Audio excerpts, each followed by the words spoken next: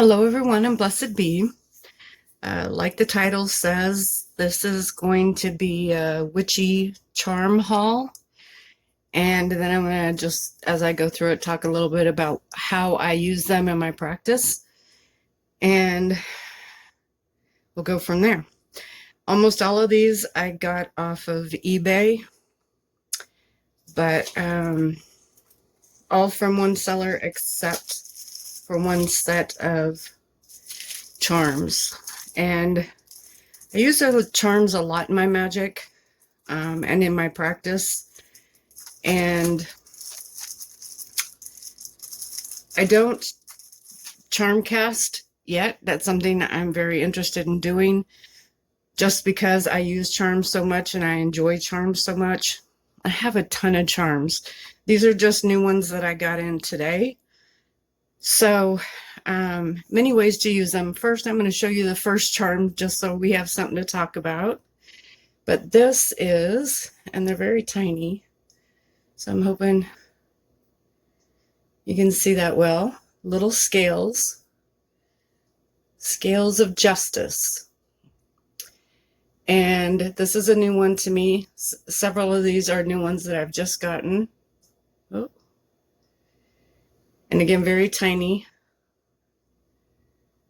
So I will use charms a lot when I'm doing spells. You can add them to bags. You know, you talk to them, you tell them what purpose they are. They're almost like a focal point, especially if they have to do very specifically with what you're doing, like a justice or balancing the scales type of spell. These are not needed. These are additional, just like every other tool. They're absolutely not needed. I enjoy them very much. What I will also do with the charms is when I make oils or herbal mixes and I jar them, I will tie them around the jar.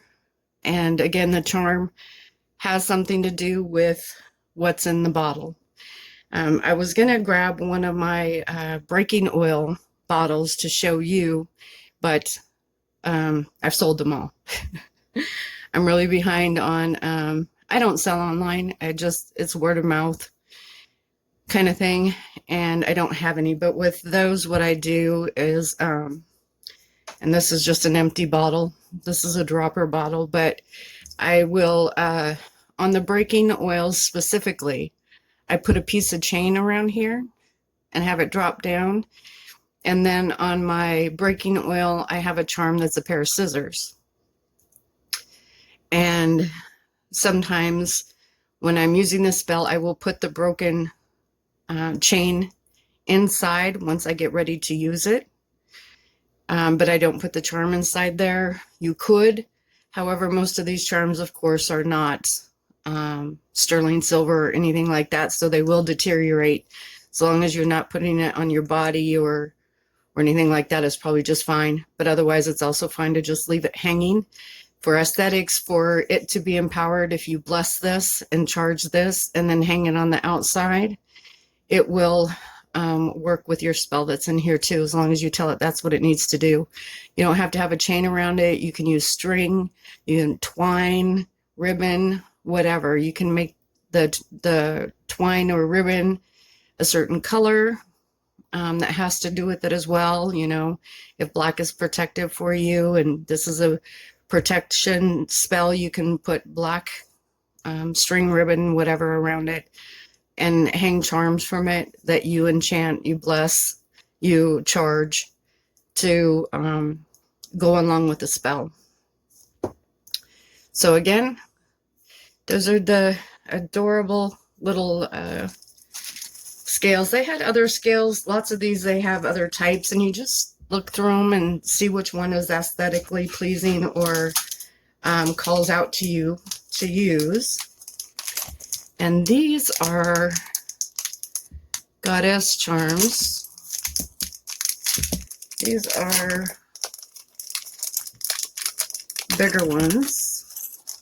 Just dump them out right here. But they're gorgeous. You see that close up?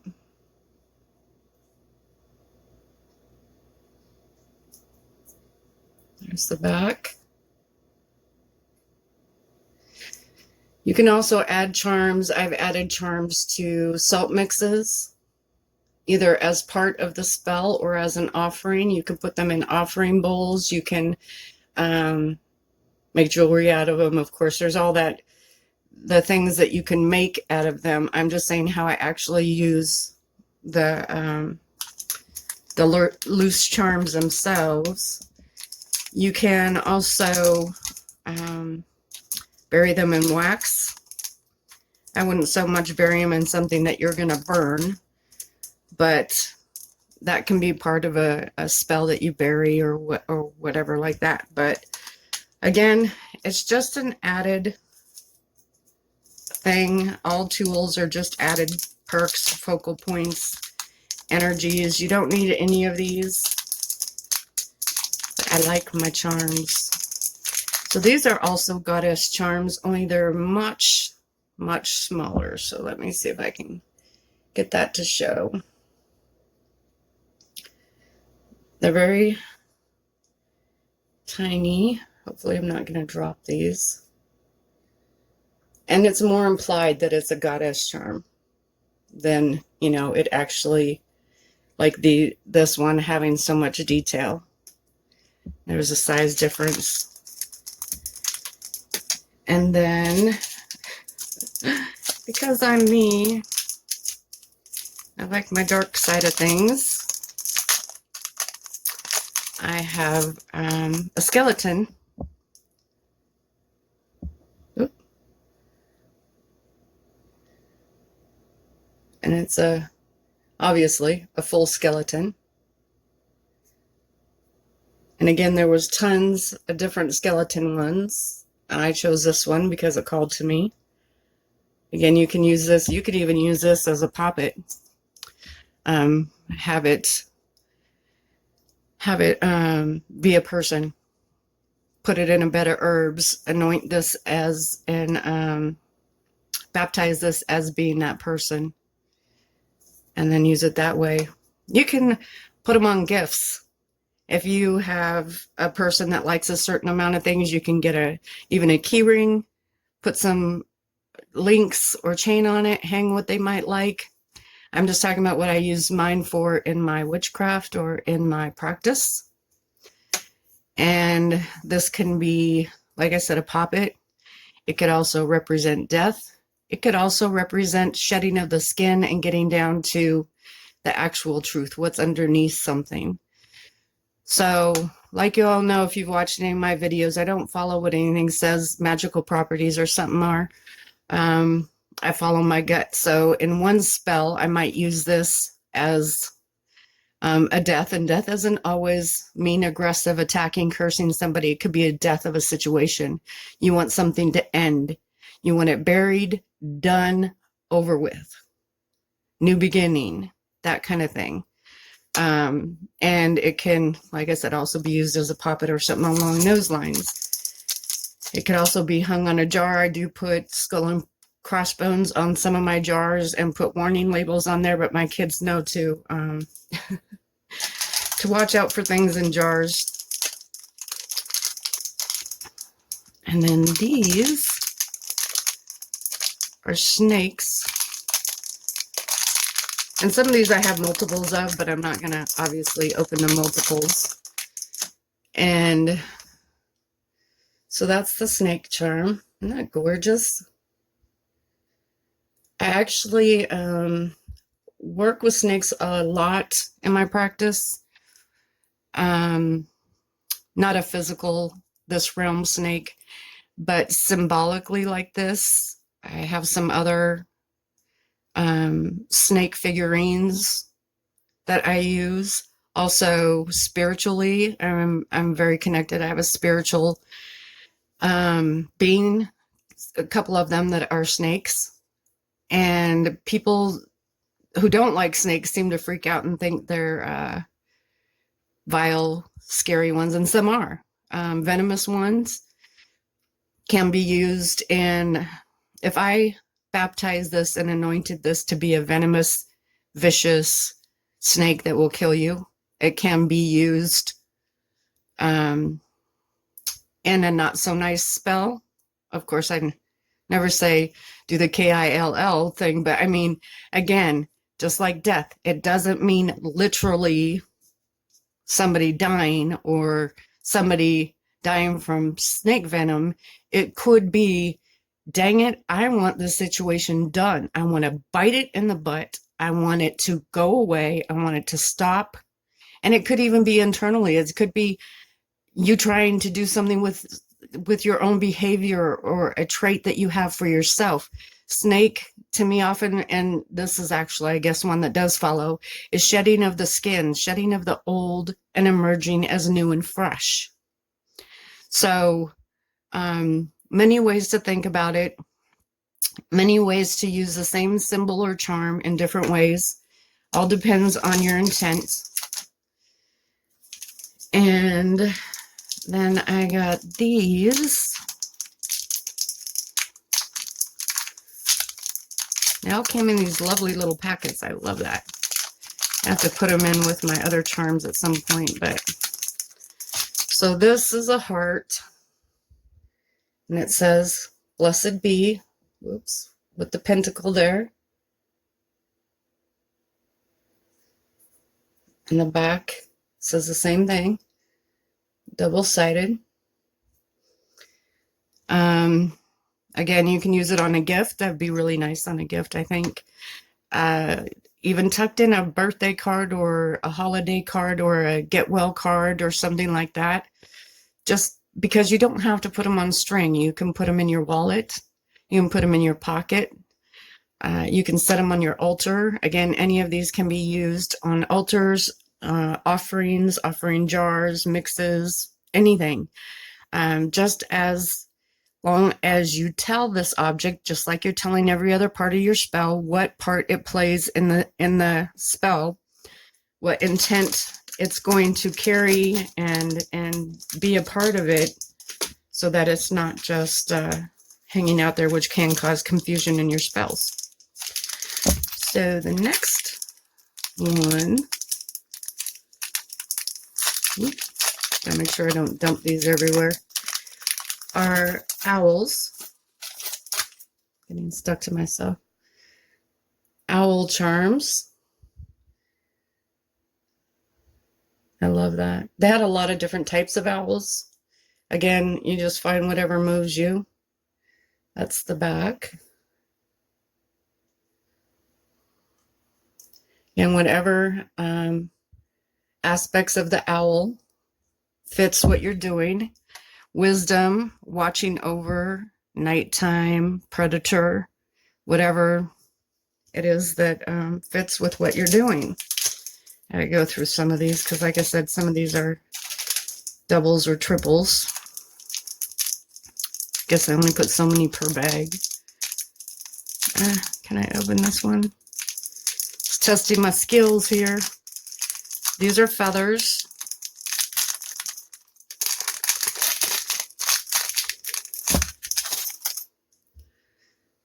So there's an itty bitty feather.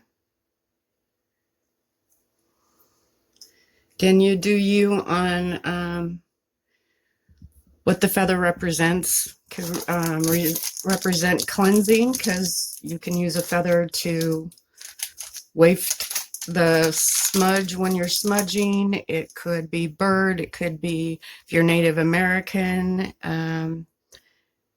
whatever a feather means to you, or it can mean several different things to you, and you can use appropriately.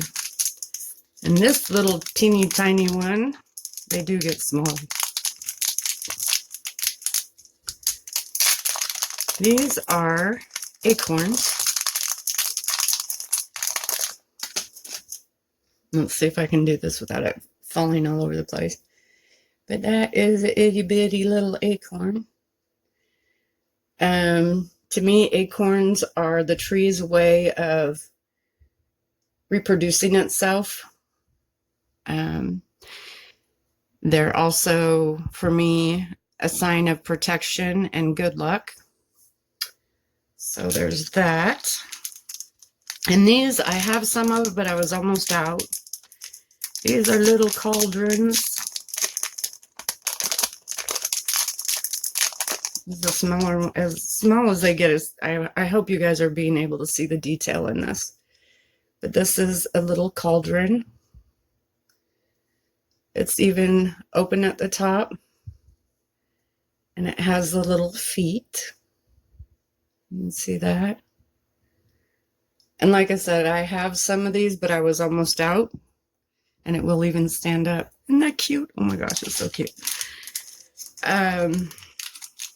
Again, many uses for them in spells and recipes. Again, just, you know, if it's something you're going to burn, or if you put it inside an oil or liquid or something like that, it can dissolve. So I really probably wouldn't do that on something you're going to anoint yourself with, or put your hands in a lot, because it will disintegrate over time, I would suppose. I've never tried it.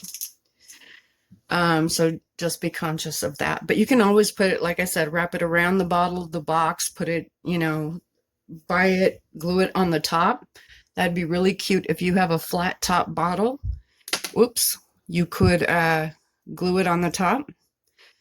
Let's see, you know, glue it on the top of the bottle. Obviously kind of hard with a drip bottle, but that's another thing you could do. So this one is a little tiny mortar and pestle. Now this says RX on it, but there were only a few mortar and pestle charms, and I liked the look of this charm the best. And it had the, you know, the prescription sign, the RX on it, like you get from a pharmacy. But, you know, that's okay too, because oftentimes what we're doing is we are healing, whether it be a person or a situation. So I didn't care. And can you see the little pestle in there? Very cute. It stands up too, just like the cauldron.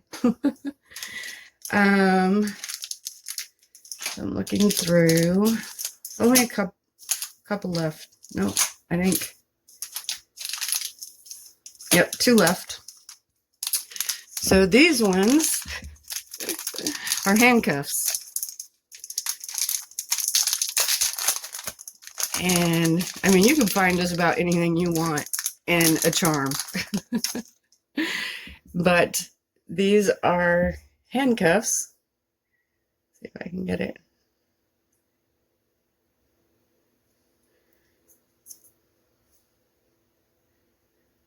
They're pretty darn detailed for as small as this thing is. I mean, that's how small it is. So again, these, you could use them for binding, or anything else. I'll just leave it at that. And then the last one is also one I have already and almost out of.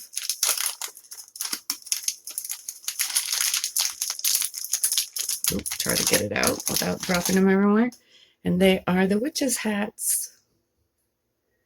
They have other witches' hats, but this is the one I like the most.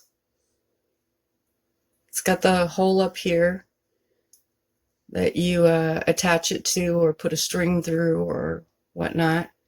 Again, you can glue any of these, well, some might be harder than others, to the top of a jar.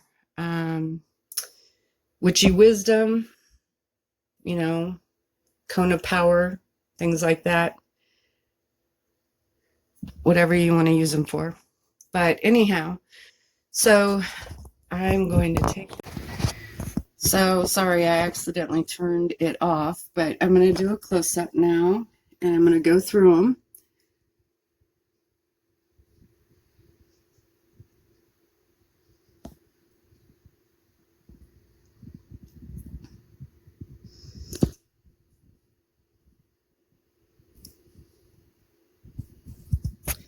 Again, like I said, you can wrap them around the bottles, do whatever, use them in spells. There's so many different ways you can use charms. And they don't have to be metal charms. They could be anything that symbolizes something.